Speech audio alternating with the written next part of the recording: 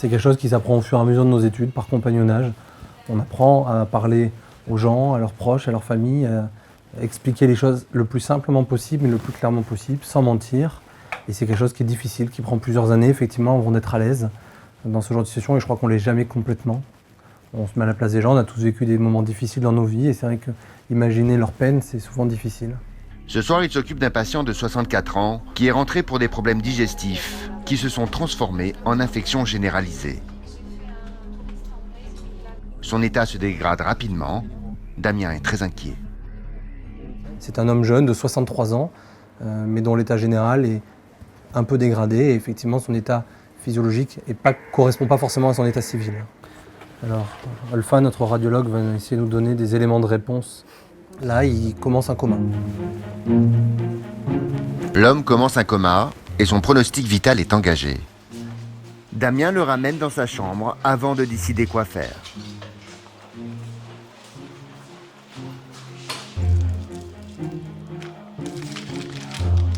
Finalement, Damien décide de le transférer en urgence dans un service de réanimation plus spécialisé pour ce cas spécifique. C'est sa dernière chance. On pense que c'est une infection de la bile liée à un calcul qui bouche le foie. Et donc maintenant, c'est la chaîne des téléphones où il faut effectivement joindre le gastro-entérologue, ce que je viens de faire, qui est d'accord. Et maintenant, il faut organiser le transport en contactant le SAMU pour pouvoir organiser le transport et trouver une réanimation qui puisse accepter le malade, soit sur l'hôpital où aura lieu l'endoscopie, soit chez nous. Ouais, je m'y colle de suite. Ok, nickel. Merci à toi. Après quelques coups de fil, le SAMU arrive en 2 minutes à peine, de l'autre côté du couloir.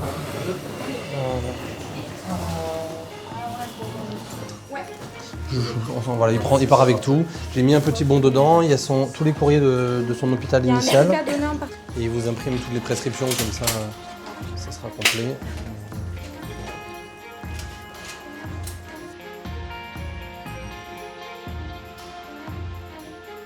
Depuis l'arrivée du patient à l'hôpital, le médecin a tissé des liens avec lui. Alors il tient à l'accompagner jusqu'à l'ambulance. Et ça, c'est un patient qu'on a eu l'occasion de bien connaître maintenant depuis 3 semaines.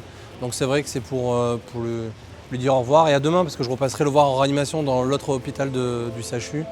Donc voilà, c'est une façon de lui dire au revoir. À tout à l'heure.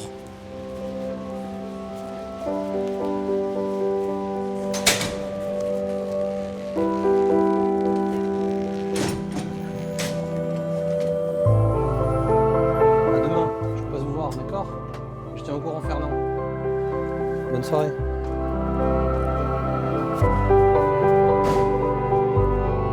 Il faut savoir passer à autre chose pour les autres patients, mais en même temps, on est ému, on espère que ça va l'améliorer, bien sûr, parce que si effectivement cette intervention et la réanimation ne l'améliorent pas, effectivement, les choses pourraient s'aggraver pour lui assez rapidement.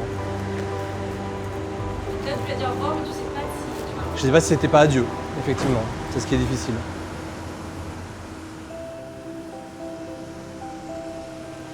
Quelques jours plus tard, Damien ira rendre visite à son patient. Son état va se dégrader. Il succombera à sa maladie peu de temps après. La disparition des patients est toujours quelque chose de difficile à vivre pour un médecin. On n'est jamais complètement protégé.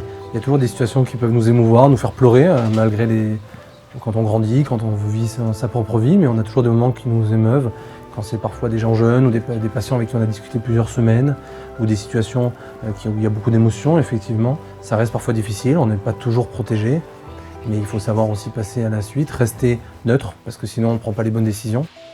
Les médecins urgentistes doivent faire face au décès, et c'est plus ou moins facile aussi en fonction des causes. Tentative de suicide, accident de la circulation, violence ou encore meurtre, les médecins doivent toujours tenir bon, quelles que soient les circonstances.